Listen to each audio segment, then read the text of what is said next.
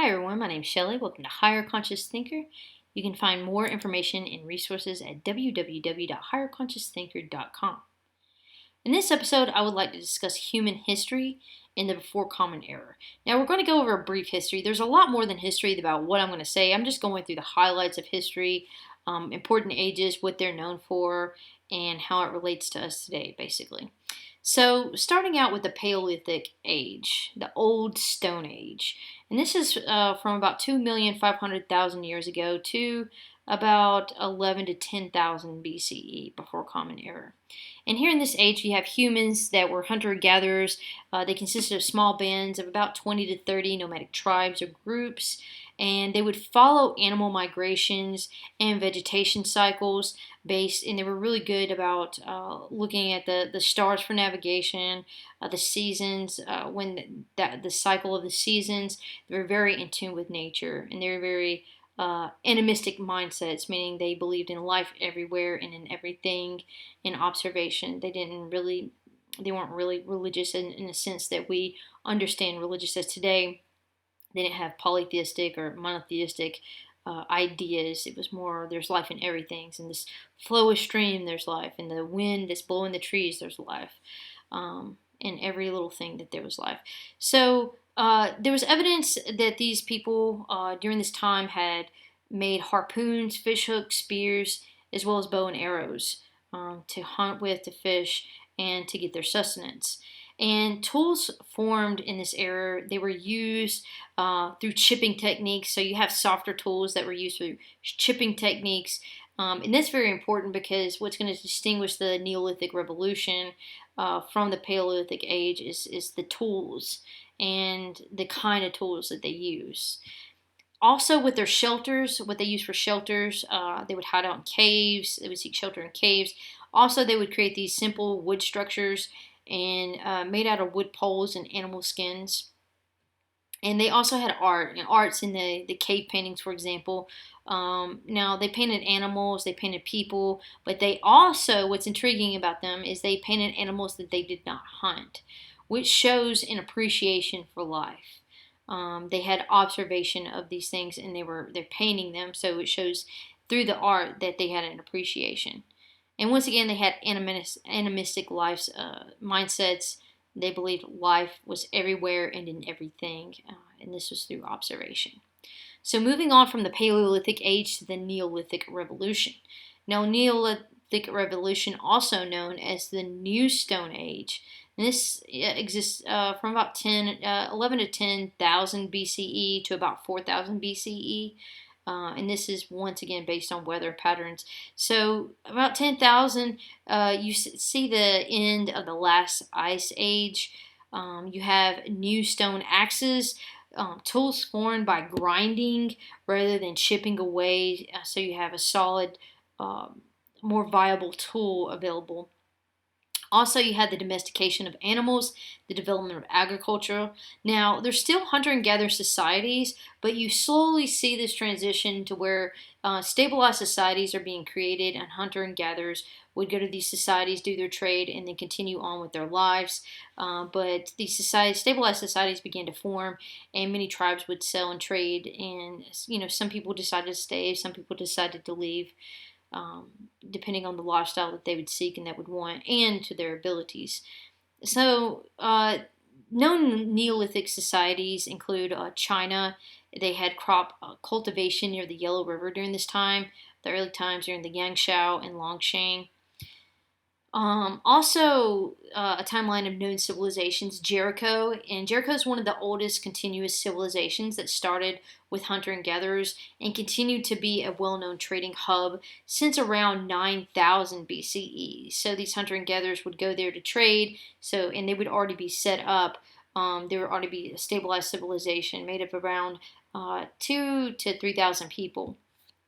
In around 8,000 BCE, you have stone walls that were created around Jericho that were built to help protect from human invaders.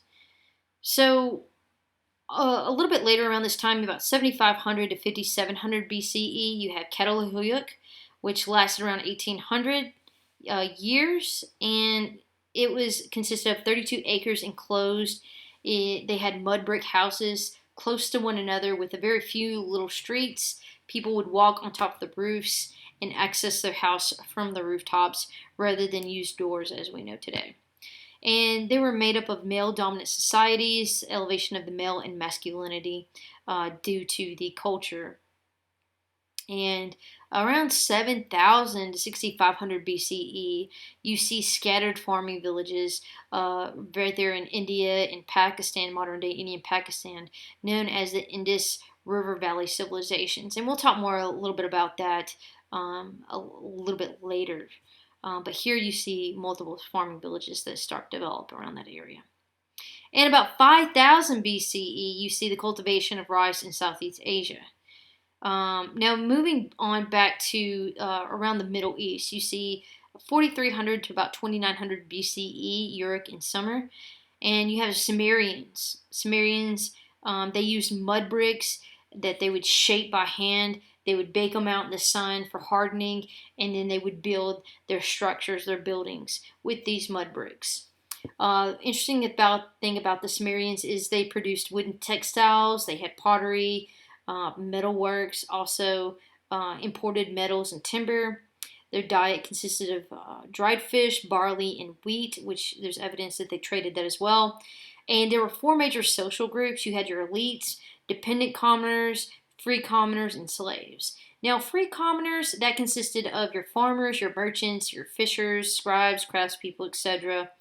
Now, because they're in civilization, okay, they created a society. They're more sedentary than they are roaming around, being at one with nature. You have the creation of religion, the institution of religion. So here you see god and goddesses in Samaria. A couple of well-known gods and goddesses. You have Enlil, which is the wind god, Enki, which is the earth, rivers, wells, canals, inventions, and crafts god. You have Nihirsaga, which is the goddess of soil, mountains, vegetation, and the mother goddess of cultivation, and An, which is the sky and force of the universe. So if you see a tune of where it's going, so they were an animistic, they were more related more to an animistic one during the Paleolithic and the early Neolithic age. But now that they've settled down, they create these gods and goddesses, turning more into a polytheistic religious sense, gods that would help them out and based on their relativity, their human interactions. For instance, Enki, he was the god of inventions and a crafts god. And then the goddess Nihirsaga, she's the mother goddess of cultivation. Okay, relating that, before they didn't need that. They didn't need a goddess for cultivation because they didn't know it. They didn't have that technology. They didn't have that skill. So you can see that these goddesses are based on human activities, human interactions, and it just continues to, that idea of thought gets passed down. Oh, okay, we need to pray to these gods in order to have a good season, in order to maintain good crops. They have power beyond us, so that's who we need to go to. We need to offer homage to, etc. Sound familiar, right? So moving on. So about 4,000 to 3,000 BCE, you have the use of metals. There's evidence of molds for tool making. You have copper, and then you see a combination of copper and tin being used in the Western Asia part, which making it a stronger metal. Okay, and then about 3,200, you have the development of writing. And in Egypt, taking our eyes now to Egypt, northern Africa. Now, prior to the pharaohs and the Old Kingdom, there were, small farming towns, villages, what have you. But around 3100 BCE in Egypt, you have King Narmer, who unites Upper and Lower Egypt, creating the Old Kingdom. So around 3100 to 2160 BCE, you have it lasted around 940 years, the Old Kingdom. King Menes, he united Upper and Lower Egypt, had a dual crown, white representing Upper Egypt, red representing Lower Egypt. And you see 6 dynasties of the Egyptian kings, also known as pharaohs. Now, pharaohs a little bit different from your typical monarch because your pharaohs were divine kingship, appointed divineship. So the rule was you had to obey the king in order to maintain cosmic order, because if you were disobedient towards them, then you can throw the cosmos out of whack. And the kings were portrayed as god kings, and this were inaccessible to the everyday people. So you wanted to go see a king, or you wanted a parade of the king, that's not going to happen, because this is a divine being that isn't inaccessible to the rest of the human population. Now, about 2540 BCE, you probably heard the name King Kufka. He is associated with the Giza Pyramid, funding the construction for it. And 3000 to about 1200 BCE, you see the rise of the Bronze Age coming available. And about 3000, you see the invention of the wheel, a new way for transportation and also trade opportunities. You get more goods on the wagon that you can carry through wheel and transport, as well as people. So, moving on. Now, back in the Middle East, around 2900 to 2500 BCE, you had the dynasties of summer. So, around 2700 BCE, Gilgamesh existed. So, a lot of people say it's an ancient Mesopotamian legend because of the historical documentation found on him. But now, because it used to be debated by historians and anthropologists, but now, however, most historians agree that he actually was a king that existed, as he's documented through various cultures, various understandings. It was just the way it was presented. Him fighting a divinity boar, or a bull from heaven, right? So you have things like that. They're like, okay, well, this is actually a fiction story. It can't be real. But then, within the translation and understanding of actually what it's saying, historians are able to, and anthropologists are able to come to a better conclusion that he did actually exist. So, legend or not, he influenced civilizations in the Middle East for not only many generations, but for centuries. So, the story of Gilgamesh, the Epic of Gilgamesh, if you're familiar with this, it also influenced the Bible, the Old Testament, the story of the flood, and inspired the Iliad and the Odyssey later, and also inspired many artworks, poems, and etc. Now, in the Epic of Gilgamesh, the Akkadian version was discovered around the mid 1800s again, and that's when historians were concluded, okay, actually, this guy does exist. A little bit later than that. So, the Epic of Gilgamesh. And talking about Gilgamesh, he's an actual king. He was known as a hero, strongest known man at his time. He was known to be superhuman. He was a great warrior. He had a best friend named Enkidu. He died of disease. Okay, and so this sent Gilgamesh into an existential crisis. And he began his journey, an everlasting life journey, and he seeks to become immortal. He's searching for immortality. And, he goes through a series of trials and events and tests, which he fails, and he realizes that he cannot obtain immortality, that it just cannot be done. And this changes his mindset, and he goes back, and his new kingship, now he's now a shepherd to the people.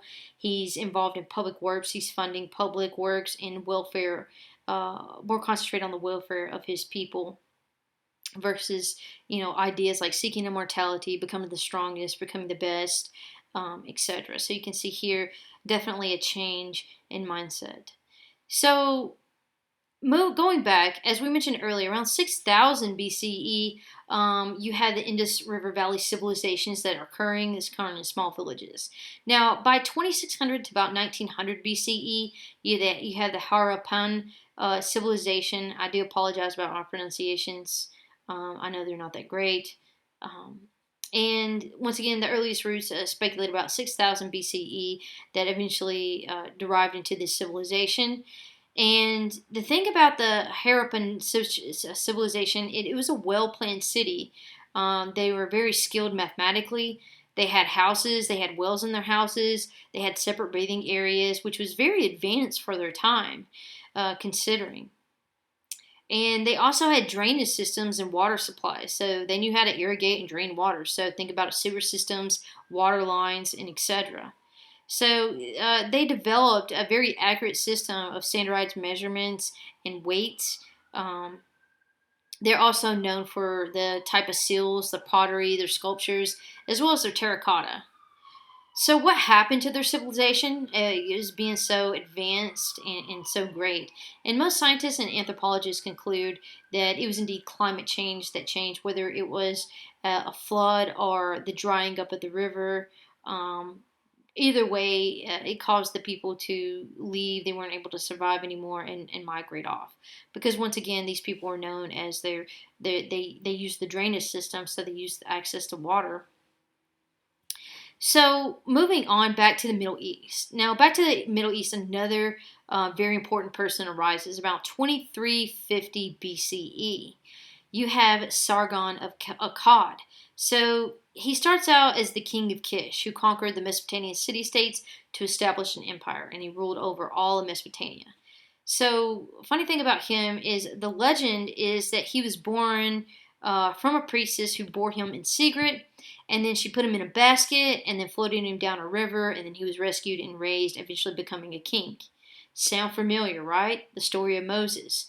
Well, Sargon existed before Moses, and later, many historians and scholars believe that the story of Sargon was later, the same story of the Hebrews. However, instead of using the word Sargon, they used Moses, and in a different aspect altogether. Instead of Akkad in Mesopotamia and the Euphrates, he was in Egypt.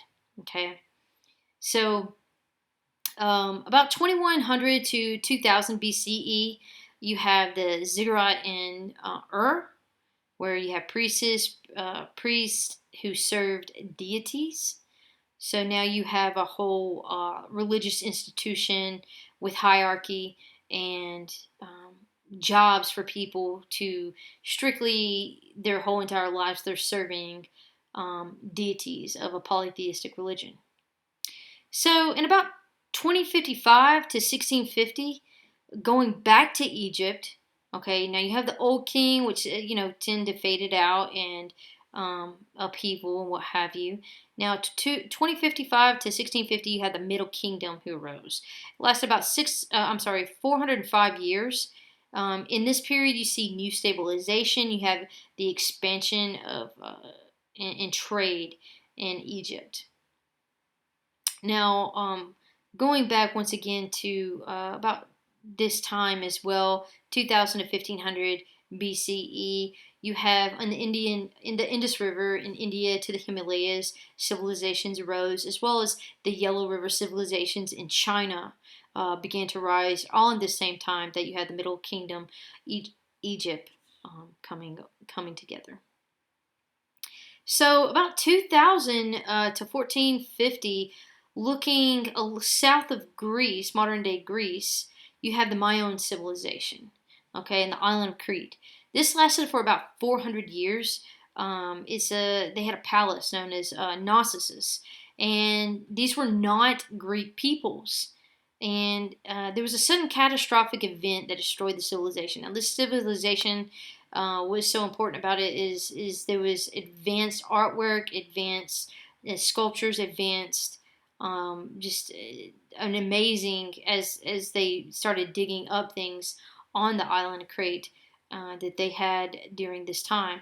Now, some scholars speculate it was a tsunami caused by a volcanic eruption on the island of Thera.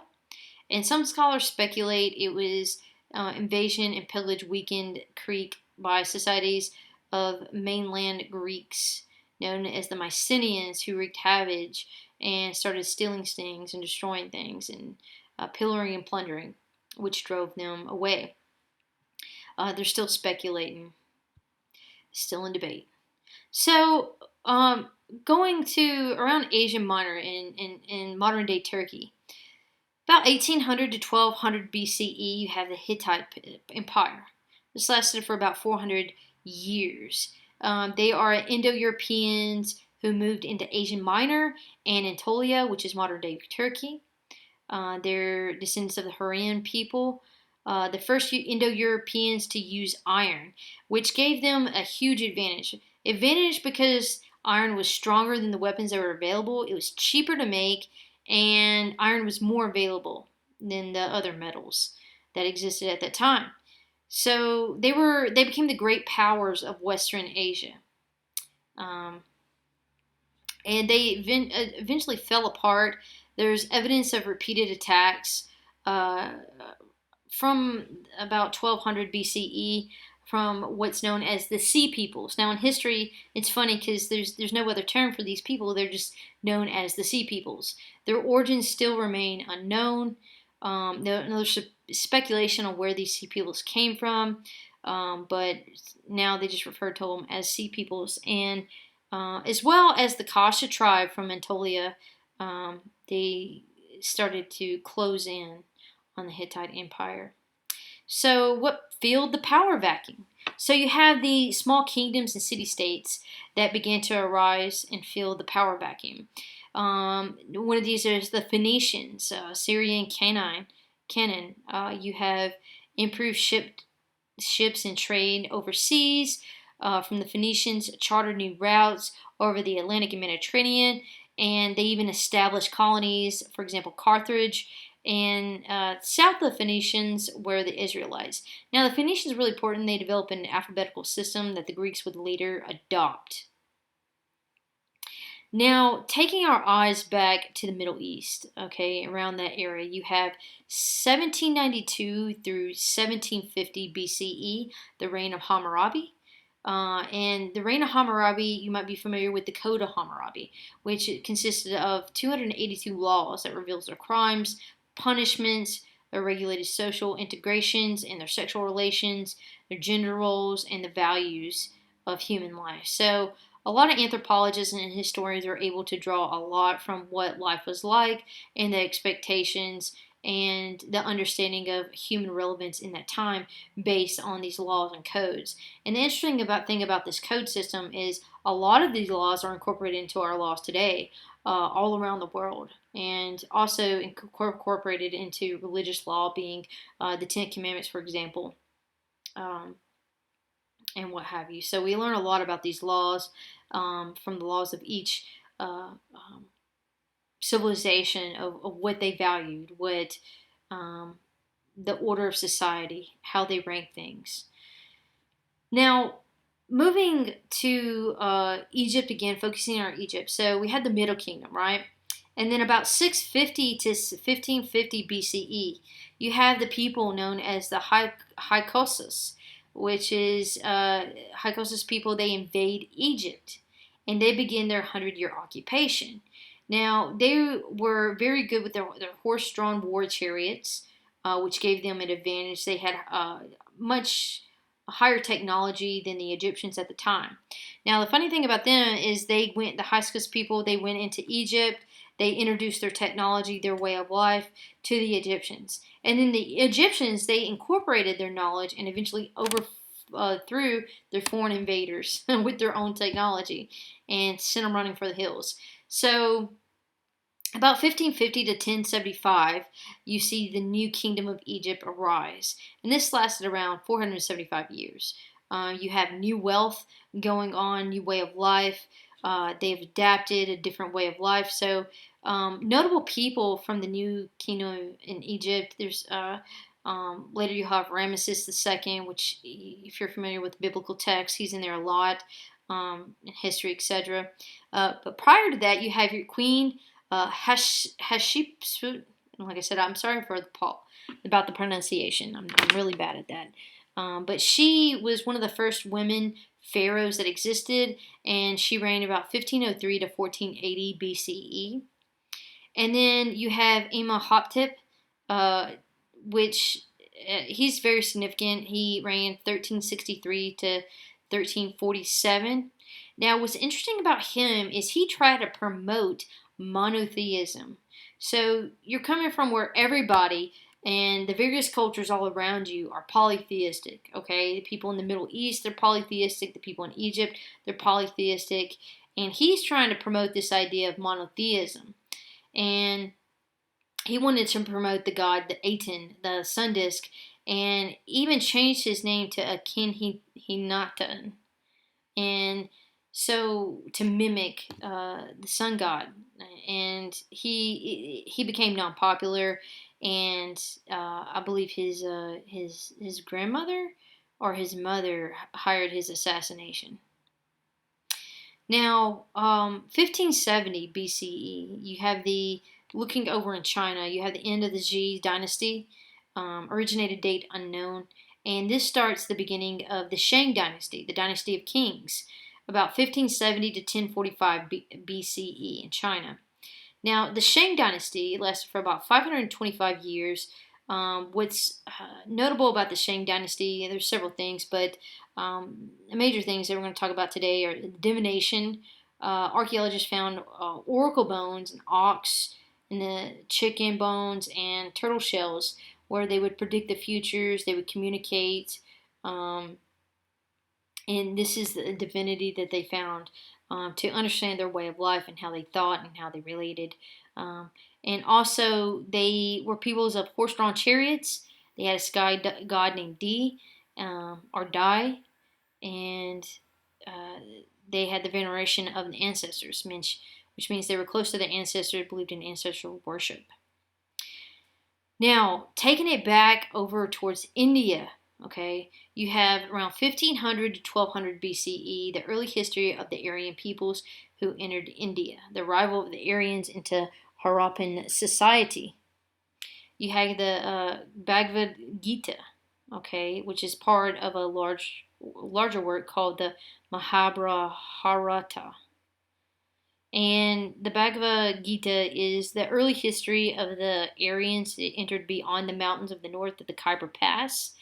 And this time in Harappan society, they're known for their sculpture artistic achievements.